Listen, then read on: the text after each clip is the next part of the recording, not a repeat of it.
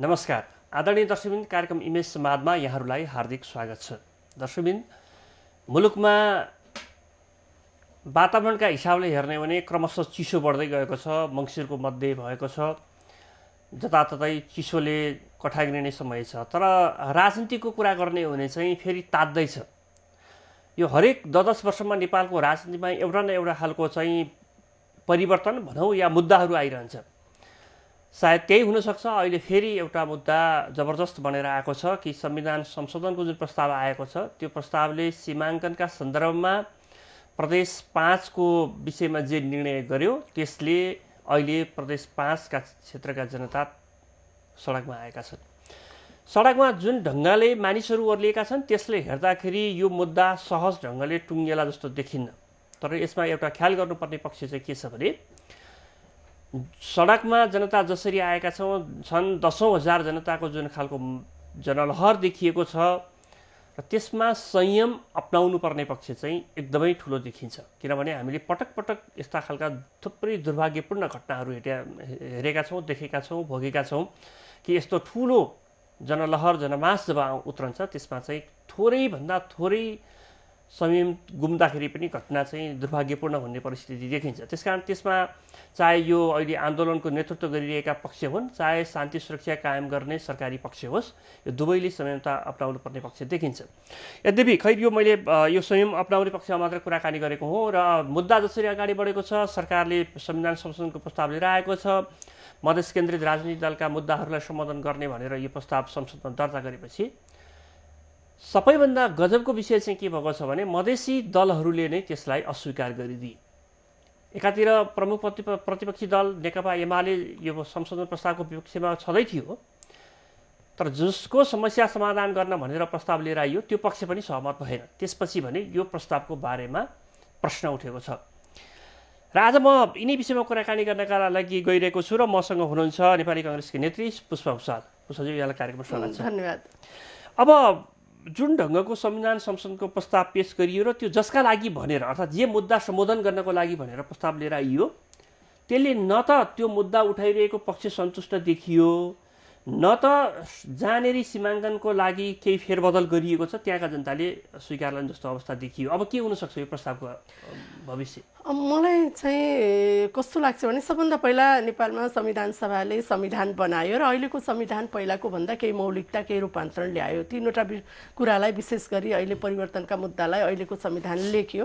गणतन्त्रको मुद्दा, संघीयताको मुद्दा र समावेशिताको मुद्दा, यो तीनवटा मुद्दालाई अबको संविधानले कार्यान्वयन गर्ने पक्षमा अगाडि बढाउनु पर्ने थियो र त्यसको लागि सबै राजनीतिक दलहरूले आफ्नो पार्टीभित्रको आन्तरिक लोकतान्त्रिकरण होस् वा जनताको माझमा गएर यो रूपान्तरणको मुद्दालाई निर्वाचनको माध्यमबाट हामी कार्यान्वयन गर्नुपर्ने मूल जिम्मेवारी राजनीतिक पार्टीको काँधमा रहेको थियो। तपाईँले भर्खर भन्नुभयो केही दलहरूलाई वा भनौँ स्पष्ट रूपबाट भन्नुपर्दाखेरि मधेसवादी दलहरूलाई चित्त बुझाउनको लागि संघीयता सम्बन्धी सिमानाका कुराहरू वा राष्ट्रिय सभामा प्रतिनिधित्वका कुराहरू वा भाषा आयोगका कुराहरू वा नागरिकताको कुराहरू केही मधेसवादी दललाई चित्त बुझाउनलाई संशोधन गरेको भन्नुभयो, तर होइन।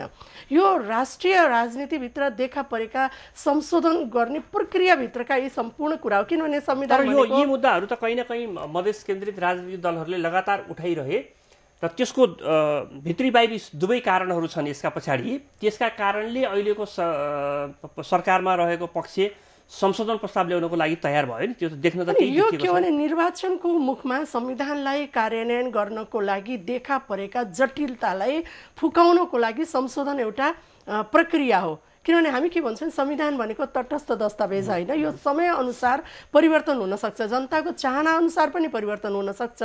कार्यान्वयन गर्ने पक्षमा कुनै जटिलता देखियो संविधानभित्र भने त्यसलाई फुकाउनको लागि पनि संसद तयार रहनुपर्छ। यो दुईटा प्रक्रिया हो। संविधान भनेको त विकास हुँदै जाने एउटा दस्तावेज अनुसार हो र अहिले संघीयताको मामला के हो भने हिजो संविधान सभाले संघीयतालाई स्वीकार गर्यो, तर संघीयताको विषय सधैँ विवादको विषय बन्यो। हामी संघीयतालाई सिंहदरबारको शक्ति साधन स्रोत शक्तिलाई जनतालाई सार्वभौम बनाउनको लागि प्रदेश र स्थानीय सरकारमा त्यो शक्ति पुर्याउने भने संविधानमा अधिकार क्षेत्र तोक्यौँ।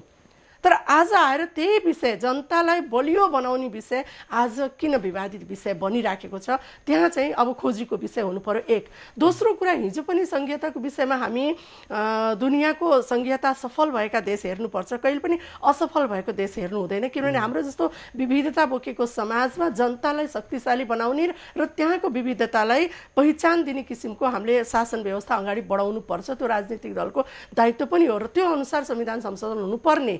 किनभने मैले यहाँ फेरि पनि दोहोऱ्याएँ, यो कुनै खास अमुक समुदायको तर होइन, ठिक छ, तर तपाईँले त्यो तर्क गरिरहे पनि देखिएको तथ्य चाहिँ के हो भन्दाखेरि मधेस केन्द्रित राजनीतिक दलहरूले संविधान निर्माणका क्रममा आफ्ना असन्तुष्टिहरू व्यक्त गरे र निरन्तर उनीहरूले आफ्ना केही रिजर्भेसनहरू यसमा चाहिँ फरक मतहरू राखिरहे र जबसम्म उनीहरूका ती मतहरूलाई संविधानमा हामीले संलग्न गर्ने अवस्था रहेन तबसम्म संविधान कार्यान्वयनमा एउटा जटिलता देखियो। यो मधेसवादी दलको यो गलत अभ्यास हो। किनभने जबसम्म यो संशोधन हुँदैन हामी निर्वाचन गर्दैनौँ भनेर जुन प्रश्न उठेको छ र अहिले 5 नम्बर प्रदेशमा जुन किसिमको विवाद उत्पन्न भयो, हिजो त्यत्रो ठुलो महासागर उत्र्यो, यो संविधान संशोधनको प्रस्ताव हुनु अगाडि नै हामी पार्टीभित्र, केन्द्रीय कार्य समितिभित्र, संसद दलभित्र हामीले प्रश्न बारम्बार के राखेका थियौँ भने ठिकै छ, यो मधेसवादी दलको मुद्दा मात्रै होइन, संघीयताको समग्र समस्यालाई समाधान गरेर भोलि स्थानीय चुनाव र प्रदेशको चुनाव कसरी गर्न सकिन्छ भन्नेतिर सत्तारूढ दलहरू मधेसवादी दलसँग सहमतिको आधारमा संशोधन प्रस्ताव लग्नुपर्छ भनेका थियौँ।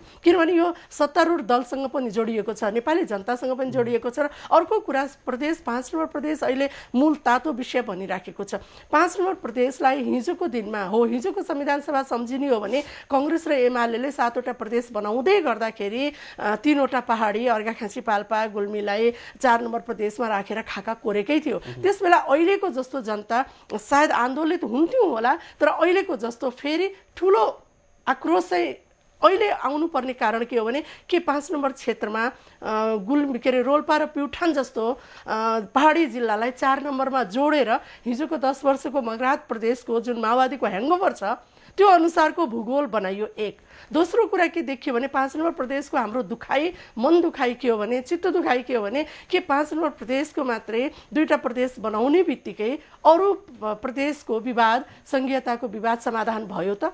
हाम्रो तेस्रो चाहिँ के हो भने यो प्रदेश भनेको हामी फेरि पनि संघीयताको राम्रो बहस गर्नुपर्छ। भोलि प्रदेश मर्ज पनि हुन सक्छ, किन आज 5वटा क्षेत्रलाई 5वटा संघीयता बनाउने, संघीयतालाई कसैले अस्वीकार गरेको छैन, केवल त्यसको खाकालाई मात्रै वाद विवाद भएको छ। भन्दाखेरि 5वटा प्रदेश मात्रै संघीयता बन्न सक्छ भनेर मर्ज पनि हुन सक्छ, होइन प्रदेश हामीलाई अलग चाहिन्छ भनेर भोलि प्रदेशभित्र विधानसभामा त्यो राजनीतिक दलको बहुमत पुग्यो भने त्यसलाई टुक्राउन पनि सकिन्छ। यो त के भने संघीयताभित्रको निरन्तर हुने प्रक्रिया हो। तर आज के देख्यो भने 5 नम्बर प्रदेश मात्रै टुक्राउने बित्तिकै यसमा त के पनि देखियो भने अब नेताहरू खास गरिकन जहाँ जहाँ राष्ट्रिय राजनीतिमा पकड राख्ने नेताहरू छन् उनीहरूले आफ्नो क्षेत्र चाहिँ अखण्ड राख्न खोज्यो।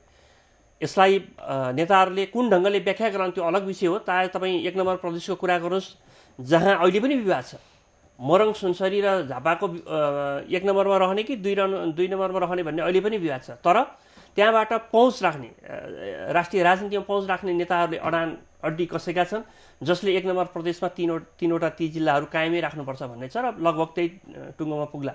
अहिले संविधान संशोधन त्यो विषय प्रवेश भएको छैन। अब तपाईँ सुदूरपश्चिम क्षेत्रमा जानुभयो भने त्यहाँ पनि कैलाली कञ्चनपुरलाई माथिल्लो प्रदेशसँग जोडेर राख्नुपर्छ भनिएको छ, जहाँ तपाईँहरूको पार्टी सभापति स्वयं शेरबहादुर देउवा त्यस क्षेत्रबाट प्रतिनिधित्व गर्नुहुन्छ। उहाँको त्यसमा चाहिँ कुनै हालतमा त्यो क्षेत्र अखण्ड रहनुपर्छ भन्ने अडान छ। तर यसले के देखायो भने जहाँ अलिक साना नेताहरू छन्, जहाँ केन्द्रीय राजनीतिमा पकड राख्ने नेताहरू कम छन्, त्यहाँ चाहिँ जसरी पनि आफू अनुकूल गर्न सकिने रहेछ भन्ने खालको सन्देश दिन खोजिएको हो। होइन, हेर्नु नेपालको लोकतान्त्रिक आन्दोलन वा परिवर्तनको मुद्दामा 5 नम्बर क्षेत्रका जिल्लाहरूले धेरै ठुलो अहम भूमिका खेलेको, पश्चिमको त्यो ठाउँ भनेको धेरै ठुलो भूमिका खेलेको। त्यही भएर त्यहाँ के भने नेतृत्व होला, प्रधानमन्त्री हुन नसकेको होला अर्कै कुरा हो, तर राष्ट्रिय राजनीतिमा अहम भूमिका खेल्ने क्षेत्रको रूपमा त्यसको पहिचान छ। एक दोस्रो लुम्बिनी क्षेत्र, लुम्बिनीको नामाकरण भएको नेपालको पहिचानै हामी लुम्बिनीबाट हामी दिन्छौँ विश्वलाई, र त्यो लुम्बिनी भनेको 6 6वटा जिल्ला हो भनौँ, 3वटा तराईको र 3वटा पहाडको जिल्लाबाट लुम्बिनीको नामाकरण भएको छ। आज त्यो नामाकरणलाई हामी विलय गराउने, विखण्डन गराउनेतिर लागेका छौँ। तेस्रो कुरा, म यो स्वीकार गर्दिनँ कि 5 नम्बर प्रदेशलाई टुक्राउने बित्तिकै भोलि संघीयता सम्बन्धी सम्पूर्ण समस्या समाधान हुन्छ र भोलि स्थानीय चुनाव र प्रदेशको चुनाव हुन्छ। अहिले नै हेर्नु, संशोधन प्रस्ताव आउने बित्तिकै तपाईँले आफै भन्नुभयो मधेसवादी दलहरूले फेरि नयाँ नयाँ कुराहरू, उहाँहरूले संशोधन प्रस्तावहरू लिएर आउनको लागि उहाँहरू यो संशोधन प्रस्ताव हामी मान्दैनौँ भन्नुको अर्थ के हो भने हामी निर्वाचनमा जानलाई अहिले तयार छैनौँ भन्नुहुन्छ। 12 महिनाभित्र हामी स्थानीय चुनाव गराउनु छ, प्रदेशको चुनाव गराउनु छ, अनि सङ्घीय चुनाव गराउनु छ।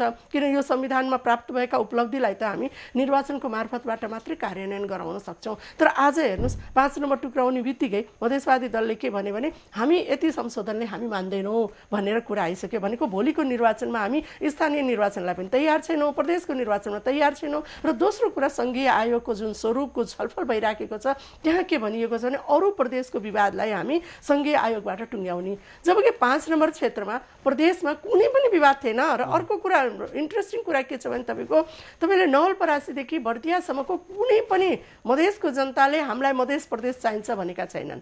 अरू ठाउँमा थारूले आवाज उठाएका होलान्, थारू समुदायले वा अरू समुदायले उठाए होलान्, तर तपाईँ हेर्नुहोस् बर्दियादेखि तपाईँ नवलपरासीसम्म आउँदै गर्दा कुनै पनि यसलाई यसरी बुझौँ होइन कि नवलपरासीदेखि बर्दियासम्म बस्ने र खास गरिकन अहिले मधेस केन्द्रित राजनीतिक दल भनौँ या थारू नेता भनौँ, उहाँहरूले पहाड मिसिँदाखेरि हामीलाई पहाडसँग जोडिनलाई गाह्रो भयो भनेर विषय उठान गरेनन्। तर जो त्यहाँका बासिन्दा होइनन्, पूर्वमा छन् यो मुद्दा उठाइरहने मान्छेहरू, 2 नम्बर प्रदेशबाट प्रतिनिधित्व गर्छन्, ती मानिसहरूले त्यहाँको मुद्दा उठाए, मुद्दा एकातिर छ, समाधान अर्कोतिर खोज्न खोजियो, जसका कारण यो अहिलेको परिस्थिति सिर्जना भयो। पनि नभनौँ, अहिले अब राष्ट्रिय नेतालाई यसरी आफ्नो निर्वाचन क्षेत्र केन्द्रित, जिल्ला बनायो भने राजनेता वा दलभित्रको नेता स्थापित हुनको लागि भोलि भनौँ न इतिहासमा आफूलाई स्थापित गर्ने हो नि। राजनीति भनेको त नेता पनि परिवर्तन हुँदै जाने। बिपी कोइराला प्रधानमन्त्री भएर थोरै हामीले नेता मानेको हो र उहाँले नेपालको परिवर्तनको लागि गरेको आन्दोलनकारी भूमिका खेलेको कारणले हामीले राजनेता भन्छौँ। गणेश मानलाई त्यही कारणले भन्छौँ, गणेश मानजीलाई त्यही कारणले भन्छौँ, सुवर्ण शमशेरलाई कोही प्रधानमन्त्री भएर हामीले नेता मानेका होइनौँ। मनमोहन अधिकारीलाई हामीले प्रधानमन्त्री भनेर स्मरण गर्दैनौँ। एउटा लोकतान्त्रिक आन्दोलनमा र आफ्नो आचरण व्यवहारले नेपाली जनताको लागि, राष्ट्रको लागि खेलेको भूमिका, अहम भूमिकाबाट उहाँहरू राजनेताको रूपमा स्थापित हुनुभएको थियो। तपाईँले भने जस्तै कुनै नेता अमुक कुनै जिल्लाको निर्वाचन लड्नुहोला त आफ्नो कुरा हो, तर अहिले आएर ती नेताहरूले आफूलाई चाहे मधेसवादी नेता हुन्, चाहे काङ्ग्रेस, चाहे एमाले, तपाईँले सदा सहायता त व्यक्त गरिरहनु भएको छ यो कुराको, तर उहाँहरूले त्यो जुन खालको छाती देखाउनु पर्थ्यो, त्यो खालको सोच र चिन्तन देखाउनु पर्थ्यो। आज म एउटा क्षेत्र विशेष या कुनै म एउटा जिल्ला विशेष या कुनै गाउँ विशेष, कुनै एउटा सीमा विशेषमा गएर म अड्किनु हुन्न। मेरो दायरा त्योभन्दा माथि छ। मैले राष्ट्र र राष्ट्रिय राजनीतिलाई हाँक्नुपर्छ र त्यो सोच दिनुपर्छ भन्ने सोच त नेताहरूमा देखिन नि।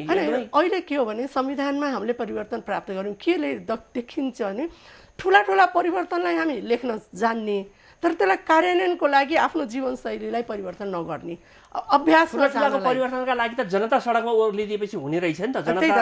जनता सडकमा उत्रियो, साथ दियो, जनता सडकमा उत्रियो, होइन कि राजनीतिक पार्टीले लिड गर्यो परिवर्तनको लागि। हिजोको राजतन्त्र फालेर गणतन्त्र ल्याउनको लागि, केन्द्रीकृतबाट संघीयता जानको लागि पार्टीले लिड गरेकै हो। हेर्नुहोस्, जनताले साथ दिएको, तर आज जनताले साथ नदिने विषयवस्तुलाई अब नेताले स्वीकार गर्ने कि नगर्ने एउटा कुरा। र दोस्रो कुरा फेरि म के गर्छु भने अहिलेको संविधान कार्यान्वयन भनेको भोलिको स्थानीय सरकार र प्रदेशको सरकारको चुनाव गराएर बल्ल केन्द्रको सरकारको चुनाव गराउने हो। आज स्थानीय सरकारको चुनाव गराउनको लागि सत्तारूढ दलहरू तयार छन् वा मधेसवादी दलहरू के त्यसको लागि बाटो खोल्दैछन् वा भोलिको प्रदेशको चुनावको लागि बाटो खोल्दैछन् भन्दाखेरि अहिले विवाद के देख्यो भने 5 नम्बरमा व्यवस्थापन गर्ने बित्तिकै भोलि प्रदेशको चुनाव हुन्छ भन्ने छैन। एक दोस्रो 5 नम्बर प्रदेशमा फेरि पनि जोडे, 5 नम्बर प्रदेश कस्तो अचम्म ऐतिहासिक प्रदेश हो भने जुन लुम्बिनीको नाममा चिनिन्छ। एक दोस्रो कुरा 5 नम्बर प्रदेशमा तपाईँले मधेस हेर्ने हो भने मधेस तराईको रेन्ज गएर तपाईँले हेर्ने हो भने लगभग 60 देखि 70% पपुलेसन जनसङ्ख्या चाहिँ पहाडबाट पाल्पा, अर्घाखाँची, गुल्मी, प्युठानबाट झरेर लामो समयसम्म आफूलाई मधेसी नबने पनि आफूलाई मधेसको मान्छे भनेर आफूलाई स्थापित गरेर आफ्नो लगानी गरेको ठाउँ छ। र तेस्रो कुरा हेर्ने हो भने तपाईँले पाल्पा, अर्घाखाँची, गुल्मीको म त 3 पटक चुनाव लडेको मान्छे हो। हामी अर्घाखाँचीको मेरो निर्वाचन क्षेत्रमा जाँदै गर्दाखेरि प्युठानबाट, दाङबाट, कपिलवस्तुबाट, रूपन्देहीबाट आफ्नो निर्वाचन क्षेत्र पसिन भने प्रचार गर्न सक्छ। सक्दिनँ। त्यत्रो नजिकको सम्बन्ध भएको क्षेत्रलाई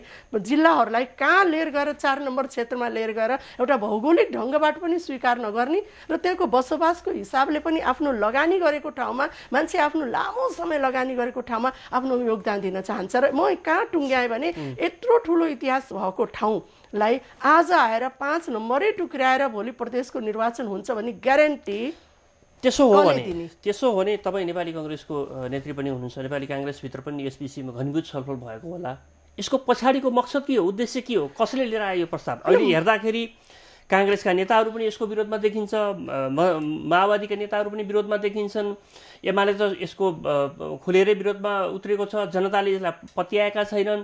यो कसले लिएर यो कस्तो देखियो भने पहिलो कुरा के देखियो भने के भ्रम भयो भने 2 मधेस दिने बित्तिकै भोलि निर्वाचनको बाटो खुल्छ भन्ने हिसाबको आयो र 5 नम्बर प्रदेशको तलको रेन्जलाई छुट्यायो। किन हिजो पनि हामी सत्य बोल्नुपर्छ, हिजो पनि काङ्ग्रेस र एमाले 7वटा प्रदेश बनाउँदाखेरि रोल्पा र प्युठानलाई छोडेर अरूलाई चाहिँ 4 नम्बर प्रदेश वा एउटा प्रदेश भनेर पोखरालाई राजधानी मान्ने भनेर एमाले र काङ्ग्रेसले त्यो खाका ल्याएकै हो। त्यसबेला हो त्यो पास हुने बित्तिकै फेरि लुम्बिनीमा आन्दोलन हुन्थ्यो, त्यो निश्चय थियो, तर पनि हिजो एमाले र काङ्ग्रेसले ल्याएकै हो। र आज गएर एमाले त्यो जनताको भावनालाई हाम्रो पार्टीको पनि त्यसमा समर्थन छ भनेर गयो भन्दाखेरि यो मुद्दा फेरि राजनीतिकरण भयो। फेरि पनि राजनीति जनताले स्वीकार गरे र एमाले गएर राजनीति भनेको त तपाईँको जनतासँग जोडिएको, जनतालाई जता सहज हुन्छ त्यो गर्ने हो नि त राजनीतिले। त्यो एमाले जुन मुद्दा यसमा साथ दियो, लिड गर्यो, त्यो त सही गर्यो नि, किन जनताको जहाँ जे भावना थियो त्योभन्दा बाहिर त जान्छ। म अहिले चाहिँ लिड गर्यो किन भन्दिनँ भने हिजोको राजनीतिक आन्दोलनमा दलले लिड गरेको थियो,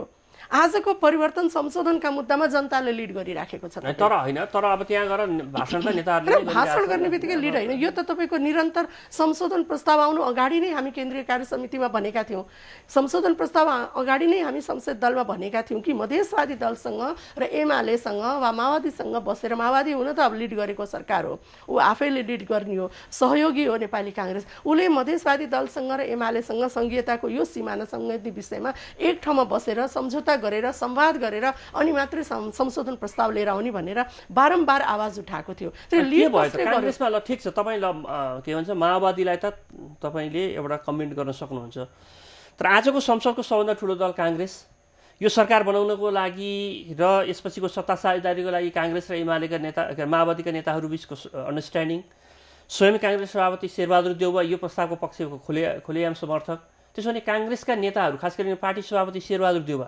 त्यसपछि शेरबहादुर देउवाको मात्रै आधारले त यो निर्णय भएको होइन होला, पार्टीको तर्फबाट अहिले सरकारमा नेतृत्व गरिरहनुभएका नेता विमलेन्द्र निधि लगायत अहिले जो यो प्रस्तावको मुखरर देखिनु भएको छ, उहाँहरूले कुन आधारमा यो निर्णयमा पुग्नु भयो? सबभन्दा पहिला मैले फेरि पनि दोहोऱ्याएँ, वास्तवमा पार्टीभित्र यो बारेमा व्यापक छलफल पनि भएको थियो, असन्तुष्टि पनि व्यक्त भएको थियो, गुनासो पनि व्यक्त भएको थियो। केवल त्यो निर्वाचन क्षेत्रका मात्रै केन्द्रीय सदस्य र सांसद नभइकन पुरै नेपाली काङ्ग्रेसकै नेता र सांसदहरूले पनि, शेखर कोइराला, शशाङ्क कोइरालाहरू लगायत पनि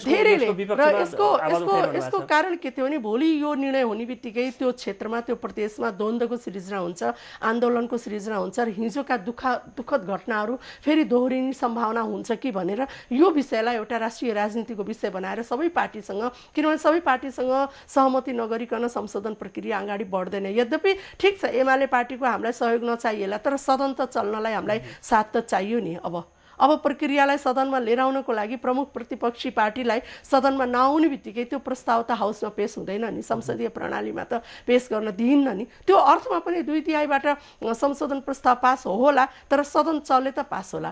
प्रमुख प्रतिपक्षले सदनै अवरुद्ध गर्ने बित्तिकै त्यो संशोधनको प्रक्रिया अगाडि त बढ्दैन। यसबाट के निष्कर्ष निस्कियो भने, यो अभ्यासबाट पनि के निष्कर्ष निस्कियो भने, एकातिर मधेसवादी दलले ठुलो आन्दोलन गरे, हामी निर्वाचन हामी गर्नै दिँदैनौँ, स्थानीय निर्वाचन र प्रदेशको निर्वाचन हामी गर्नै दिँदैनौँ भनेर ल्याए र 2टा मधेस हामीलाई चाहिन्छ भने, र उहाँहरूले के भन्नुभयो भने संशोधन प्रस्ताव लिएर आउनुहोस् भन्नुभयो। जबकि आन्दोलन गर्ने पक्षले आफ्नो मागलाई पहिला राख्ने हो, यहाँ प्रक्रिया फेरि उल्टो भयो। आन्दोलनकारीले आफ्नो माग राखेपछि बल्ल सत्तारूढ वा सदनमा भएका पार्टी भनौँ, मैले एमालेलाई पनि जोडौँ, किन सदनले संशोधन गर्ने हो। तर अब सरकार मात्रै नभनौँ, सरकारले त प्रक्रिया ल्याउँछ, सदनले त्यसलाई संशोधन गर्न सक्छ, तर सदनमा भएका काङ्ग्रेस, एमाले, माओवादी पार्टीले कम्तीमा बाहिर बसेका आन्दोलनकारी पार्टीहरूसँग संशोधनको लागि संवाद अगाडि बढाउनु पर्छ। त्यही भएर यो मानेमा म यो पनि स्वीकार गर्दिनँ कि काङ्ग्रेसले लिड गर्नु पर्थ्यो वा एमाले होइन। यो त किन स्वीकार मैले किन भनेको भने अहिलेको संसदको सबैभन्दा ठुलो दल काङ्ग्रेस सँगसँगै नेपालको प्रजातान्त्रिक आन्दोलनमा लामो एउटा योगदान भएको र समस्याहरूलाई समाधान गर्ने आजको दिनमा सरकार पो काङ्ग्रेसको नेतृत्वमा छैन, तर यो आजको देशको संस्थापन त काङ्ग्रेसै हो नि। अब काङ्ग्रेसले यति पनि कुरा बुझेको छैन भनेदेखि त मैले भन्नु केही छैन। होइन भने आजको दिनको नेपाल भन्ने राष्ट्र राज्यको चाहिँ नि संस्थापनको कसैले नेतृत्व गर्छ भने त्यही काङ्ग्रेसले गरिरहेछ। अब यो कुरा काङ्ग्रेसका नेताहरूले बुझेका छैनन् र अब चाहिँ तपाईँको जबरजस्त आगो बालिरहेछन् भनेदेखि त भन्ने कुरा भएन। होइन भने त समाधान दिने के भन्छ भूमिकामा त काङ्ग्रेस देखिनु पर्यो नि। दुईटा कुरा भयो। अब समाधानका दुईटा कुराहरू देखियो विगतको अभ्यासबाट के देखियो। तपाईँले भने जस्तै निश्चय नै नेपालको राष्ट्रिय राजनीतिमा देखिएका जति पनि जनता र राष्ट्रसँग जोडिएका परिवर्तनका मुद्दा, चाहे शान्ति प्रक्रियाका मुद्दा होस्, चाहे जनआन्दोलनका कुरा होस्, चाहे संविधान सभाका निर्वाचनका कुरा हो, यो त जनतालाई दिएको नेपाली काङ्ग्रेसले नै हो नि। नेपाली काङ्ग्रेसको नेतृत्वले अगुवाईले दिएको हो नि। यो कुरा त नेपाली जनताले बिर्सिनु भएन नि। 10 वर्षसम्मको माओवादीको द्वन्द्वमा मान्छेलाई घरमा बस्नु थिएन। काङ्ग्रेसले कम्तीमा शान्ति प्रक्रिया त्यो गाउँमा त पुर्याएको हो नि, नेतृत्व गरेको, अगुवाई गरेको, सबैलाई समेटे गरेको। र अहिले आएर त्यही परिवर्तनको नेतृत्व फेरि काङ्ग्रेसले लिनु पर्दछ भन्ने जुन तपाईँको आशय हो त्यसलाई म पनि स्वीकार गर्छु। तर हामी के कुरा बिर्सिनु हुँदैन भने अहिले पनि नेपाली काङ्ग्रेसले संशोधनको प्रक्रिया अगाडि लिएर जाउँ र मधेसवादी दलसँग संवाद गरौँ। तर यो संशोधनको प्रक्रिया के थियो भने यो संशोधन अन्तिम हुन्न थियो। यसमा एमाले पार्टीले पनि यो संशोधन प्रक्रियालाई सदनबाट संशोधनको माध्यमबाट संशोधन गरेर यो ठिक छ यो बेठिक छ भनेर उसले संशोधनमाथि फेरि आफ्नो संशोधन प्रक्रिया राखेर हाउसमा अरू प्रदेशका मैले बुझेँ तपाईँले जे कुरा भनिरहनु भएको छ संसदीय अभ्यासका क्रममा हुने कुराहरू त्यो स्वाभाविक कुरा हो। तर त्यसको लागि एउटा खालको समझदारी त्यो प्रमुख प्रतिपक्षीसँग जसका लागि समस्या जसले उठाइरहेका विषयहरूलाई सम्बोधन गर्न भनेर हामी संविधान संशोधन प्रस्ताव लगिरहेछौँ त्योसँग एउटा खालको समझदारी बनेर पो बल्ल यसलाई चाहिँ तपाईँको सदनभित्र लैजानु पर्थ्यो। अब त्यो त देखिएन यहाँनिर। अब प्रतिपक्षी पनि यसमा सहमत छैन, हामीसँग वैधानिक हतियार हुँदा दल पनि यसमा चाहिँ तपाईँको के भन्छ सहमत छैन। यो त के भने तपाईँको भोलिको अभ्यास के प्रारम्भ हुन्छ भने सरकारमा कुनै पार्टी अमुक पार्टी आज पो काङ्ग्रेस माओवादी छ, भोलि अर्को पार्टी झाला 50% बहुमतले त सरकारमा जान सकिन्छ। तर हामी बिर्सिन के हुँदैन भने 50%ले सरकार बनाउँछ तर 2/3 संविधान संशोधन गर्छ। तर सदनमा भएका सबै पार्टीको संवाद र छलफलबाट मात्रै संविधान संशोधन हुन सक्छ। र तपाईँले भनेको कुरा के भने काङ्ग्रेसले अहिलेको सरकार बनायो त्यो कुरा हामी स्वीकार गर्छौँ।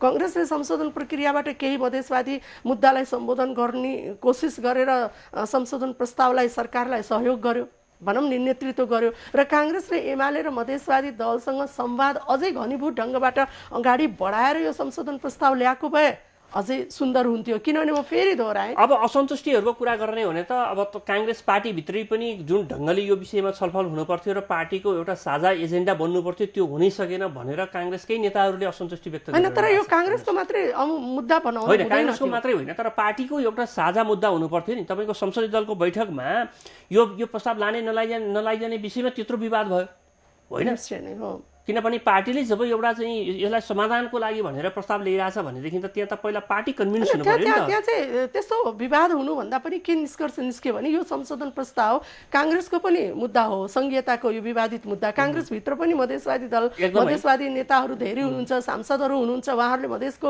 आफ्नो सिमानाका कुराहरू उठाइराख्नु भएको छ। त्यहाँ पनि थारू सांसद हुनुहुन्छ, मधेसी सांसद हुनुहुन्छ, सबैले आफ्नो चासो देखाउनु भएको छ। तर त्यहाँ के कुरा उठ्यो भने यो संशोधन प्रस्ताव 2/3 नभइकन परिवर्तन हुँदैन। एक दोस्रो परिवर्तन नहुन्जेलसम्म मुलुकमा यो संविधान कार्यान्वयन हुँदैन र निर्वाचन हुन सक्दैन। निर्वाचन नहुने बित्तिकै भोलि 12-13 महिनापछि मुलुकको राष्ट्रिय राजनीति अरूतिर पनि जान सक्ने हुन्छ। त्यही भएर यो दूरदर्शिता देखाउनको लागि कम्तीमा 5 नम्बर संशोधनलाई अहिले रोकौँ वा 5 नम्बर संशोधनमा अहिले विवाद उत्पन्न भइसकेको कारणले जसरी अरू प्रदेशको विवादित विषयलाई सङ्घीय आयोगले व्यवस्थापन गर्छ। किन हिजै तपाईँले सुन्नुभयो मधेसवादी एकजना नेताले भन्नुहुन्थ्यो सङ्घीय आयोगै गठन भएको छैन, मधेसको बारेमा कुनै समस्या समाधान गर्नलाई आयोगै गठन भएको छैन भन्ने पनि कुरा उठाउनु भयो। भन्दाखेरि आखिरमा 5 नम्बर प्रदेश शान्त प्रदेश आज विवादित प्रदेशको रूपमा। अब यसो गरौँ, अब त्यसो भने समाधान के त? समाधान मलाई लाग्छ हेर्नु, अब यो संशोधन प्रक्रिया भनेको 2/3बाट संशोधन हुने प्रक्रिया हो। प्रमुख प्रतिपक्ष हाउसमा भएन भने यो प्रक्रिया अगाडि बढ्न सक्दैन। र काङ्ग्रेसले र माओवादीले जुन सत्तारूढमा भएकोले संशोधनको लागि हामी तयार छौँ भन्ने एउटा आफ्नो आशय देखायो। यो संशोधन हामी गर्छौँ। तर होइन, तर त्यहाँ 10,000 मान्छे एकातिर उत्रिसकेका छन्, अर्कोतिर त्यति यो प्रस्ताव ल्याउँदा पनि मधेस केन्द्रीय दलका नेताहरू सन्तुष्ट भइरहेका छैनन्। हरेक पार्टीभित्र एक ढङ्गको द्वन्द्व जस्तो खालको परिस्थिति सिर्जना भइसकेको छ भन्दाखेरि यसलाई कि अहिलेको यो प्रस्ताव फिर्ता लिएर अनि नयाँ सिराबाट अगाडि सुरु गर्यो भने अहिलेको जुन किसिमको हेर्नु, जनताले चाहेनन् र जनताले के भन्यो भने यो विवादित प्रदेश होइन र भोलि विवादित प्रदेश त हाम्रै प्रधानमन्त्रीज्यूले सुरुमा प्रस्ताव त उहाँको हो नि, प्युठान रोल्पालाई जोडेर पोखरा पुर्याउने र यताको पहाड पुर्याउने प्रस्ताव उहाँको हो र काङ्ग्रेसले त संशोधन आवश्यक छ भन्ने मनसायले प्रस्ताव तयार गरेको र त्यही नै अन्तिम हुँदैन थियो।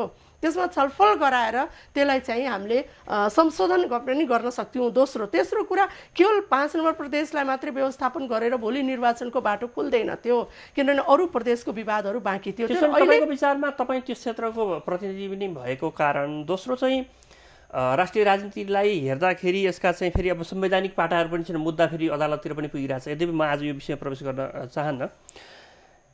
यो प्रस्ताव फिर्ता लिएर नयाँ सिराबाट आयोग बनाएर अगाडि बढ्यो भने अब यो जुन समस्या छ, यो जनताले सबभन्दा पहिला त जनताले विरोध सुरु गरिसके, त्यसमा पार्टीले समर्थन, कुनै पार्टीले सिङ्गो दियो होला, कुनै पार्टीका केही नेताहरूले दिनुभयो होला, त्यो आफ्नो कुरा हो। हाम्रो पनि त्यसमा सुरुदेखि असहमति थियो, 5 नम्बर टुक्राउन पाइँदैन, किन त्यसको इतिहासलाई हामी गुमाउन चाहँदैनथ्यौँ र हामी त्यो जुन सामिप्यता पहाड तराई मधेसको जुन भावनात्मक सम्बन्ध छ त्यसलाई कुठाराघात गर्नु हुँदैन।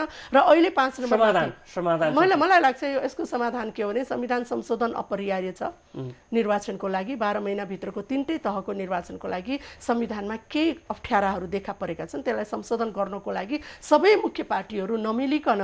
तर यो प्रस्ताव अहिले तपाईँको जीवित संसदमा रहिरहँदाखेरि त समाधान निस्किने अवस्था देखिएन। मलाई लाग्छ टेबल भएको छ। त्यही मलाई के लाग्छ भने जुन किसिमबाट अब संसदबाट यो प्रस्ताव हामीले प्रस्ताव ल्याइसकेका छौँ, तर यो पास हुने स्थिति छैन।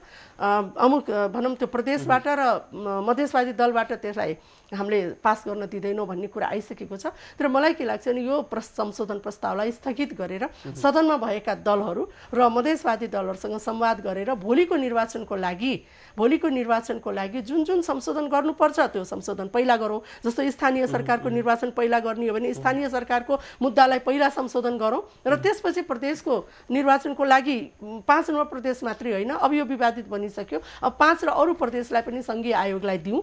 र तेस्रो कुरा, भोलिको प्रदेश सभाले कतिवटा प्रदेश बनाउने, टुक्राउने, जोड्ने भन्ने कुरा भोलिको प्रदेश सभाको अधिकार हो, त्यसलाई पनि लिने कोसिस नगरौँ। तर पनि अहिलेको लागि सङ्घीय आयोगमा सबै प्रदेशमा विवादहरू उठिराखेको छ। हेर्नुहोस्, प्रत्यक्ष अप्रत्यक्ष यसलाई सङ्घीय आयोगमा दिउँ र निर्वाचनको बाटो चाहिँ मार्ग प्रशस्त गरेर हामीले प्राप्त गरेका उपलब्धिलाई संस्थागत रूपबाट अगाडि बढाउँ। हस्, धन्यवाद। समय दिनुभयो, तपाईँलाई हार्दिक धन्यवाद दिन चाहन्छु। र तपाईँहरूको आन्तरिक पहल कदमी पनि रहोस् र जुन ढङ्गले अहिले परिस्थितिहरू उठिरहेका छन् त्यसमा अर्को दुर्भाग्यपूर्ण, खास गरिकन जनता मर्ने र मार्ने खेलमा चाहिँ कोही पनि संलग्न नहुन्। त्यसमा चाहिँ तपाईँहरू जस्ता राजनीतिक दलका नेताहरूले आफ्ना कार्यकर्ताहरूलाई, जनतालाई कन्भिन्स गर्ने कुरामा चाहिँ ख्याल पुर्याउनु होला, यति आग्रह गर्न चाहन्छु। समयका लागि धन्यवाद। आदरणीय दर्शकवृन्दहरूलाई पनि हार्दिक धन्यवाद दिन चाहन्छौँ। हाम्रो निर्धारित समय सकिएको छ, हामी सबैजना बिदा चाहन्छौँ। नमस्कार।